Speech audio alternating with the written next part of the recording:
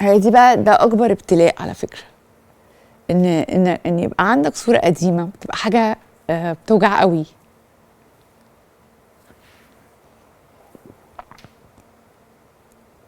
واحده تانية يعني معلش، واحده تانية يعني شيطان وملاك، ده بجد بجد، ملاك وشيطان. يقول لك ايه ده غضب ربنا على الوش. هو فعلا غضب ربنا بقى على الوش؟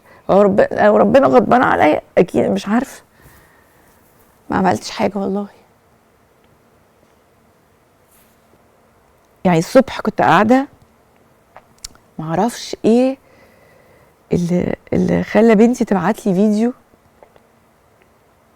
طيب انا بس كل اللي انا عايزه اقوله، انا عايزه اشكر كل الناس اللي سألت عليا.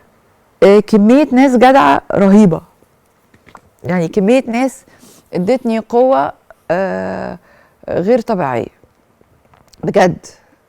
يعني زملاء، اولا حكايه عدوك ابن كرك دي مش حقيقيه خالص. انا عندي دعم رهيب. يعني بشكر جدا رضوى الشربيني، اجدع واحده شفتها في حياتي جدا. بشكر جدا لميس الحديدي، بشكر جدا مريم امين، بشكر جدا فنانين كتير قوي قوي قوي قوي يكلموني قوي. يعني مريهان حسين، ريم عبد الغفور، ميسة حمدان، دينا، ناس كتير قوي قوي.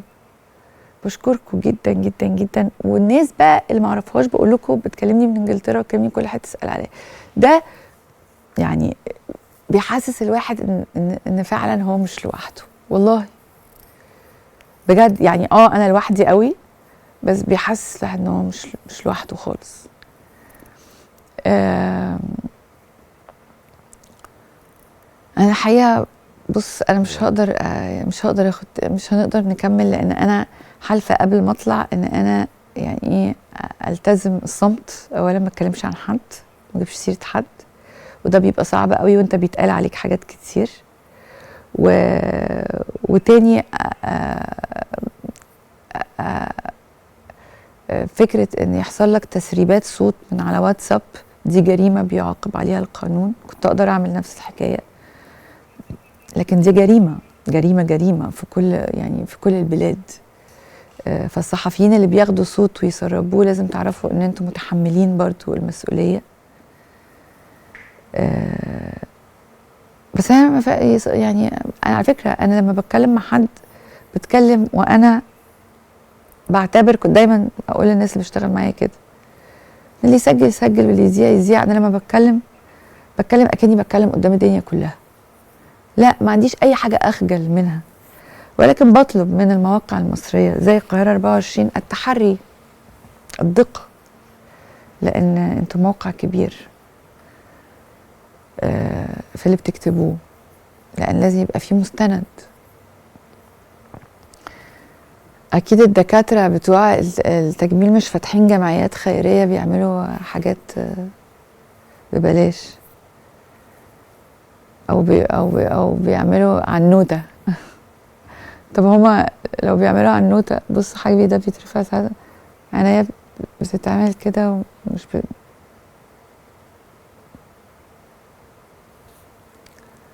هات لنا الفيديو.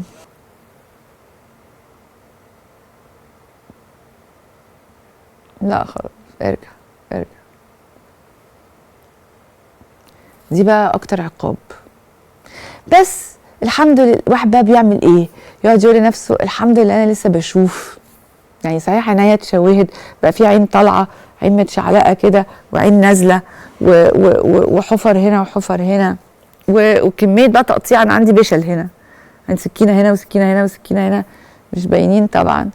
ده بعد جلستين ليزر عشان الخياطه تروح. بس يعني انا اسفه جدا جدا جدا، بس فعلا مش هقدر اتكلم في موضوع تاني، ومش هفضل اتكلم في الموضوع ده. زي ما قلت لكم انا مش عايزه ارد على حد ولا اتكلم على حد، لان هناك اماكن وجهات تحقيق محترمة جدا جدا جدا سأتجه لها وبقوة لأخذ حقي اللي هو سمعتي أولا، اللي اتقال عليا رد سجون واتقال عليا نصابة باخد فلوس ولا عليا فلوس واتقال عليا حاجات كتير قوي لمجرد ذنبي ان انا اتشوهت. كان لازم اتشوه، وانا اتشوهت وسكت على فكرة، هو ده اللي يضايق ان انا اتشوهت وسكت وقلت مش لازم اقول لكل الناس ان انا اتشوهت، لانها اولا حاجة مضرة جدا لشغلي. بس لما بقى اللي قدامي هو اللي افصح عن الحكاية استغربت قوي، وكمان طلعت انا اللي وحشة في الاخر.